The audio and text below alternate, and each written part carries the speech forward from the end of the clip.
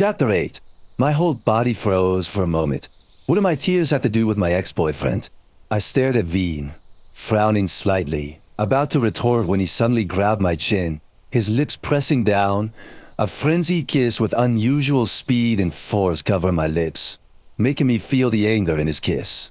The kiss hurt from my lips to the softest part of my heart.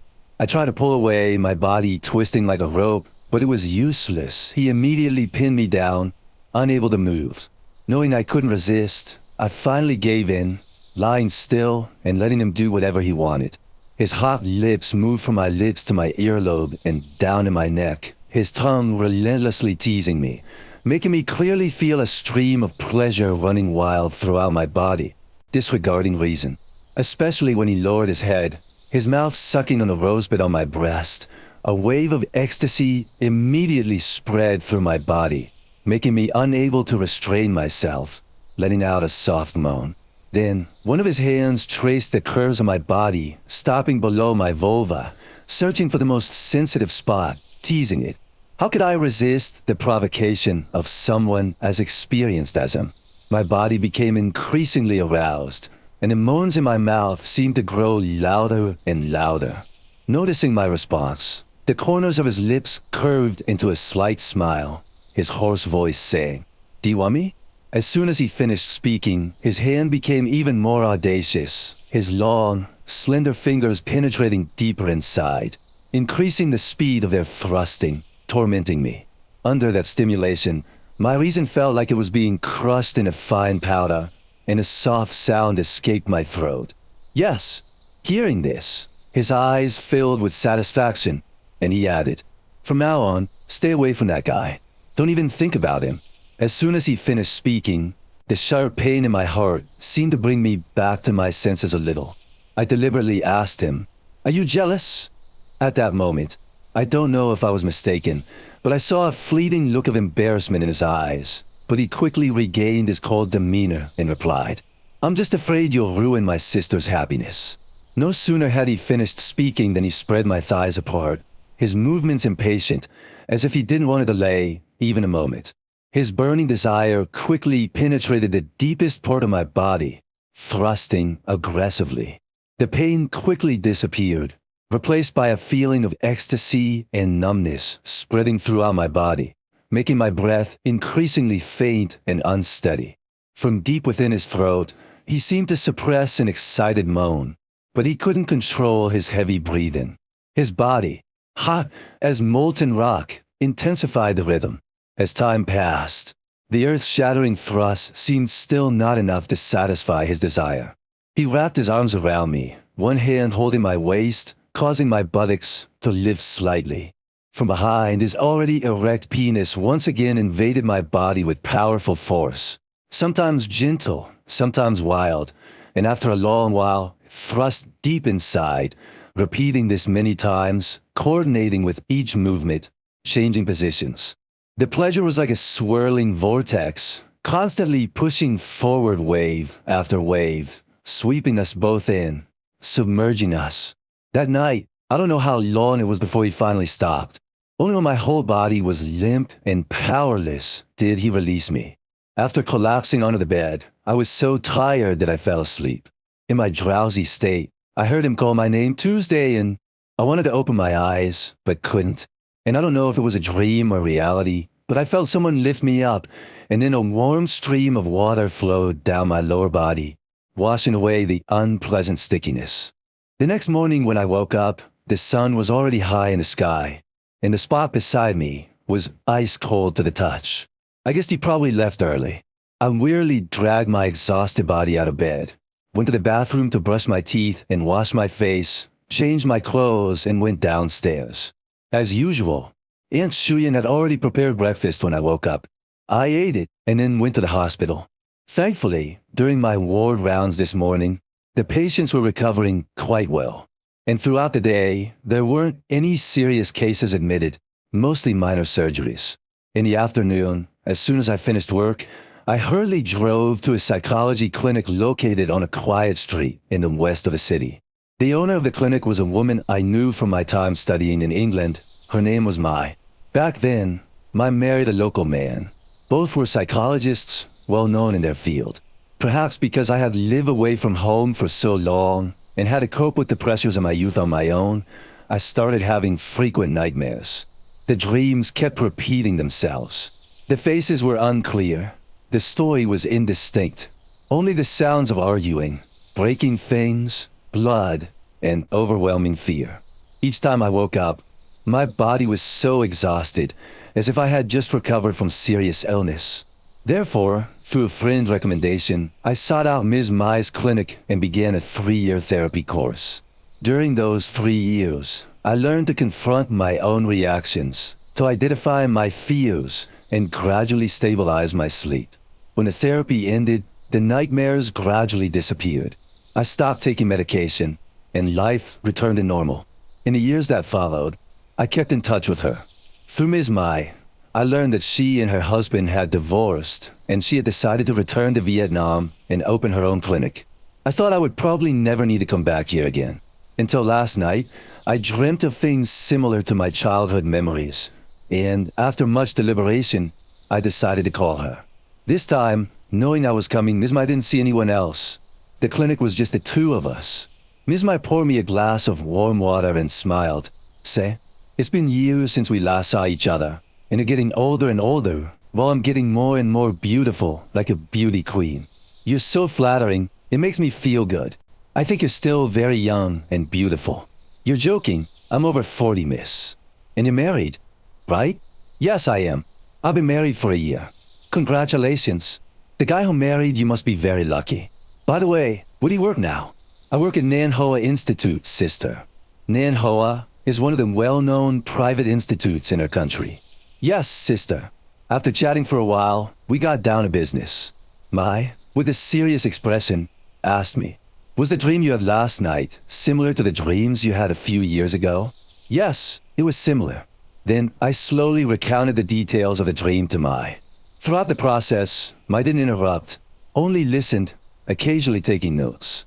When I finished telling my story, she nodded slightly, her voice softening. Before the therapy session ended, I told you that just because you no longer have nightmares doesn't mean you're cured. At that time, I only helped you stabilize your nervous system, preventing your brain from being overloaded. In other words, you learned how to close off traumatic memories, not that you've processed them completely. In psychology, this is a very common defense mechanism. When people experience severe trauma, especially in childhood, the brain chooses to detach itself from those memories to protect itself. So, you haven't forgotten, you just put them aside. For a long time, you can live well on your own, convincing yourself that those things never happened. But repressed memories don't disappear. They just wait for the right moment to return. And dreams are the brain's way of indirectly recalling the past. Therefore, if you don't want to continue having such dreams, there's only one way. You have to confront those memories. You have to find the root of the fear. Otherwise, no matter how much medication or suppression you use, those dreams will return, even becoming clearer and clearer. I also once desperately wanted to know how I grew up, how I lived my early years. But in my mind, everything was a blank space. No images, no faces, not even where my hometown was. I couldn't remember. Sometimes, I tried to force myself to remember. But each time, my head ached terribly, and my body reacted more violently than I expected. Gradually, it made me afraid to try to remember anymore. I looked at Mai and softly asked, so what should I do now to get my memory back, sister? I've tried many times, but I can't. My head hurts so much. You don't need to force yourself to remember. The headache you get when you try to remember is because your brain is activating a defense mechanism. It recognizes that memory as dangerous, so it will block it with a physiological reaction. If you keep forcing it, not only will the memory not return, but you also risk developing anxiety disorders or a recurrence of trauma. She paused for a moment, her voice still gentle. In fact, to access fragmented memories, there are two methods commonly used in therapy. The first method is controlled recall therapy, which many people informally call hypnotherapy. But hypnosis in psychology isn't about forcing you to remember or controlling your consciousness. It's about bringing your brain to a state of deep relaxation. where alertness decreases so that memories can spontaneously emerge in small, safe fragments. However, this method is only used when the patient is psychologically stable, and it must always be accompanied by therapy afterward to handle the emotions that arise. Especially in cases of prolonged childhood trauma like yours, if done at the wrong time, hypnosis can cause memories to flood back too quickly, exceeding your capacity to cope or being too intense, and you won't be able to process them. So what about the second method? The second method is accessing memories through reality. That means you don't search for memories in your head, but let them be activated from the external environment, such as returning to your hometown, meeting old acquaintances, seeing old things. When you come into contact with those elements, your brain will automatically compare and match. Memories may not return immediately, but familiar emotions will emerge first, and that's a sign that memories are beginning to unfold. However, to proceed in this direction, you need to identify where you were born and raised. Having a specific starting point will make the search more solid. In the current context, searching through records, demographic information, or relying on legitimate investigative sources is not impossible. There have been many cases of people who lost relatives for decades, still finding their origins. The most important thing is that you need to prepare yourself mentally, because when memories begin to unfold, the accompanying emotions can be very strong. But if you proceed step by step, proactively, and without avoidance, this is a safe and suitable path for you at this time. Hearing that, a feeling of apprehension suddenly arose in my mind because my adoptive parents had also lost their daughter more than 20 years ago. For over 20 years, although they didn't say anything, I knew they had been relentlessly searching for her. And I somewhat understood how terrifying that feeling of waiting in despair could be. Therefore, when I thought about searching for my homeland, for my past, I couldn't help but feel afraid that even if I searched, I would ultimately find nothing. Afraid that all the hopes I had gathered would be shattered, just as my adoptive parents had experienced. But this time, after talking to Mai, I suddenly felt more confident, and I wanted to try searching once so that no matter the outcome, I wouldn't have any regrets. I took a deep breath and nodded in response. Thank you, Mai. A psychologist really does make a difference. After talking to you, I feel much clearer. I will try to find my hometown, hoping to find and recover the forgotten memories. Sister Mai smiled and nodded. Yes, I think that's the most suitable thing for you right now. But your adoptive parents, when they adopted you, didn't they give you any information? Yes, my adoptive father only said that I was adopted from an orphanage. The person who brought me to the orphanage didn't leave any information about my hometown, only that my biological parents had passed away and I'd lived with my grandmother for a while, but then she also passed away. Because there was no one else to raise me, they put me in an orphanage. Then you could try going back to that orphanage and asking. Old records, however few, might still leave a clue. That orphanage no longer exists, sister. At this point, I suddenly remembered another concern and asked, but sister, is it possible that the dream was just my imagination? Mai looked at me, not at all surprised, as if she had anticipated the question. She slowly replied, this is something many people who have experienced trauma often wonder about. But with what you've described, that possibility is very low. Things that come from imagination usually don't have strong physiological reactions, where you woke up with a rapid heartbeat, exhaustion, and prolonged panic. That's a sign that your brain is reacting to a memory that once existed, not to a story you created yourself. Moreover, imagination is often influenced by subjective desires, and you didn't want those dreams at all. You feared them, avoided them, but they still came back. That shows that these are not products of imagination. They're fragments of memories that once existed, just not yet fully processed by the brain. So what you dreamed, more or less, has some basis. Yes, I understand. Thank you very much. Cheer up, girl. I believe you can do it. I'm always by your side. I smiled and nodded, considering the agreement with Mai. We talked for a while longer, until the evening light faded and the streets lit up. Only then did I stand up to say goodbye and leave. By the time I got home, it was almost 8 p.m. Bean hadn't come home yet, so I had dinner with Aunt Shuyan.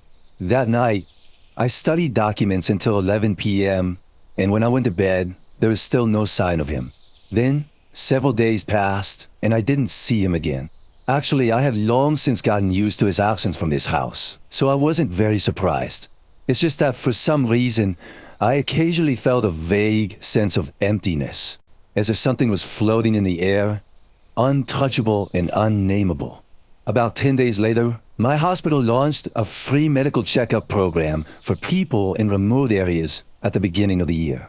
According to the plan, each department had to send 2 to 3 people. When the head of department announced it at the meeting, the whole room suddenly fell silent. Some cited family matters. Others said their children were too young, and some claimed their health wasn't up to the task. All the reasons given seemed reasonable, so the head of department could only nod silently. Finally, Nu and I exchanged glances and volunteered. After all, I thought this activity was very meaningful. Moreover, I had never been to the Highlands before and wanted to experience it. Seeing us volunteer, the head of department immediately smiled, his voice softening. That's great. So, the final list for our department is Tuesday and Nu. This time the destination is Muon Ne, Dien Bien. We'll depart in 2 days. Yes, sir. As soon as the head of department left, the room immediately became lively again. Mrs. Fong glanced at the two of us, a half-joking, half-sarcastic smile playing on her lips. This time, Tuesday and Nu might find a local guy to bring back. Last time I went on a business trip, I saw many tall, strong, and handsome local men. I think they'd be a good match for you too. The people in Mrs. Fong's group burst into laughter. Nu immediately frowned, about to retort, but I pulled her hand, smiling faintly in reply. I haven't been to the Highlands yet. I haven't interacted with them, so I don't know if they'd be a good match or not. But I think they'd definitely be a good match for you, because you praise them so much. Hearing this, the smile on her lips froze, her eyes sharp as knives staring at me. Unable to retort, Nu glanced at me, covering her mouth to suppress her laughter. Finally, unable to do anything, she shouted, "Everyone go do your own thing." Disperse. After saying that, she stood up and walked away, and Nu and the others who disliked her burst into laughter. Time passed very quickly like that. In the blink of an eye, the day arrived for our group to travel to Dien Bien. After learning I was going to the Highlands, Yang Shuyan prepared everything for me beforehand. Warm blankets, thermal shirts, cold and flu medicine, diarrhea medication, and even mosquito repellent. Our group gathered at the hospital at 5 a.m., and we departed at 6 a.m. After the bus had traveled a short distance, I suddenly remembered V. It had been over 10 days since we'd seen each other. Our marriage contract stipulated that neither of us would interfere in the other's life or work, but after thinking about it, he was still my husband, and it wasn't often I went away from home like this, so I took out my phone and sent him a message. I'm volunteering as a doctor for a few days in Dien Bien. I'm messaging you so you know, and you won't wonder why you don't see me when you get home. The message was sent quickly and showed seen, but half an hour later he replied curtly with just one word. Okay, he knew that was enough, and I didn't bother texting again. I put my phone in my bag and looked out the window. A moment later, Nu, sitting next to me, suddenly asked, "Does your husband say anything about you going like this?" "No, it's work. He wouldn't say anything. You're so lucky. Your husband spoils you and gives you freedom. I see my cousin. She's so miserable after getting married. Since she got married, she's been like a princess. He doesn't let her go anywhere, and she has to put up with it." I smiled softly, not reply, because only I understood that this freedom wasn't due to pampering. It was because there was no such thing as the constraints of a real marriage between us. The car drove until almost noon, leaving the plains. From then on, the road began to change. A series of steep slopes appeared, getting higher and higher, more winding. In the afternoon, as the car entered Dien Bien Phu territory, the weather suddenly turned cold. I looked out the window. The rolling mountains stretched out, layer upon layer, a deep green to the horizon. The road to Muon Na was full of sharp bends, with sheer cliffs on one side and a bottomless abyss on the other. Each time the car rounded a corner, the whole vehicle tilted and my stomach churned violently. I had been feeling nauseous for a long time, But at those dangerous bends, fear overwhelmed everything, making me hold my breath and forget the discomfort. Finally, the car came to a complete stop when it was already dark. I looked at my watch. The hour hand showed 10 minutes to 8. So we had been on the bus for almost 12 hours to get there. By now, everyone in the group was exhausted, especially little New, who had vomited countless times in the car. We were greeted by the village chief and 2 local officials.